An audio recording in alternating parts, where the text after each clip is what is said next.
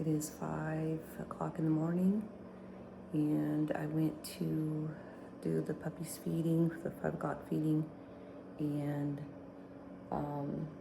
I just happened to feel around on Rose and noticed that she was very firm and hard in a couple of her nipples, which would indicate that she's starting to get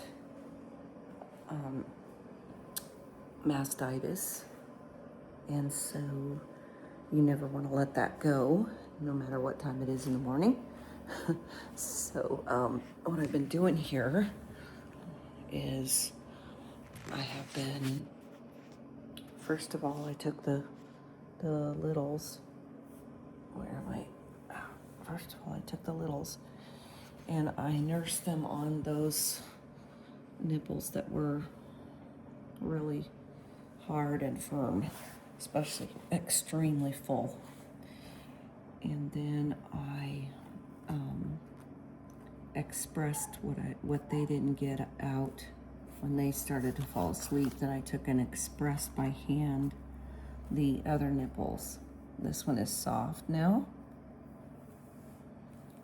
This one is soft as too, but you can't just go with soft on the outside. You have to really, you have to really dig down deep in there and feel what it feels like underneath. And if it feels like you're grabbing a muscle underneath and it's firm, then it's still in danger of becoming mastitis.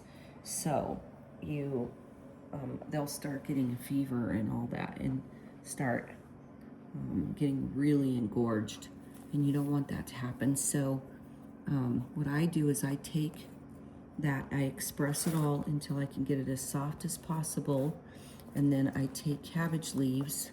This is an old, I don't know, they call it wives' tale, or I call them old remedies because they worked. That's what they did back in the old days, and they work really well. Then I make her lay down. I take that cabbage and I sit it up against there and I wrap it underneath so that it is tight to her skin. And then I take a towel and I push the towel up against her so that the cabbage will stay really close on her skin like that. These ones aren't in danger. This one feels fine. It was just these two areas right here, and obviously the puppies aren't nursing there well, or sometimes they get engorged, and then if you only have 4 or 5 puppies eating, you've got 8 nipples.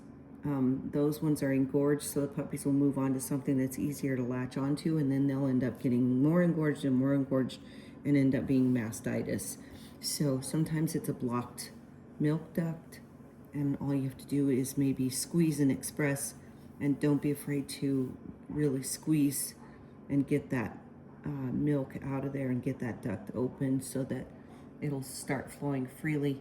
Once you've got the nipples where they're soft and completely expressed, then put your cabbage on and then lay something up there next to it so that it won't fall off, the cabbage won't fall off, and then just make her stay there as long as you can. 30 minutes is good, hour is good, better, so whatever you can get from her, but at least make her, lay down there. She's probably not going to be feeling very good because they start running fever if they're getting mastitis. So this is something that has to be checked regularly. I always check their nipples. It's a daily thing with me.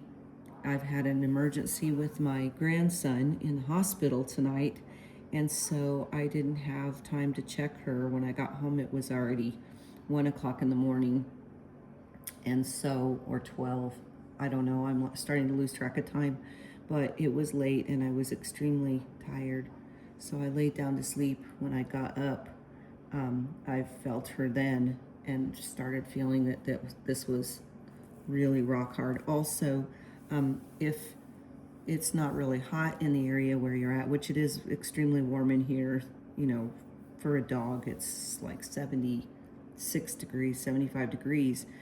But if they're panting and you don't really know why, feel their nipples and feel their whole chest area and stuff, and make sure that there's no hard lumps there.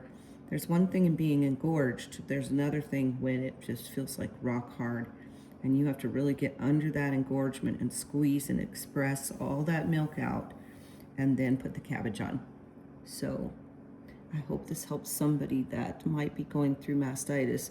If the dog really starts running a fever and really starts getting lethargic where they don't want to move, you need to take them to the vet and get them on antibiotics. Otherwise, their milk nipples, their breasts will actually rupture and be really, really painful. Some of them will have to be amputated sometimes. I mean, it's really a scary thing. So stay ahead of it.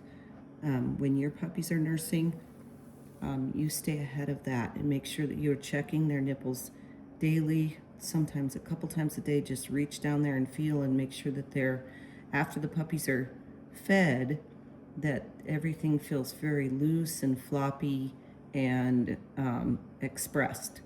So I hope this helps anybody who is dealing with a dog maybe that has mastitis. The cabbage really seems to work. I'm not sure why. It works with people and it works with dogs. So at 5 a.m. in Montrose, Colorado, actually Olathe, Colorado. Blessings.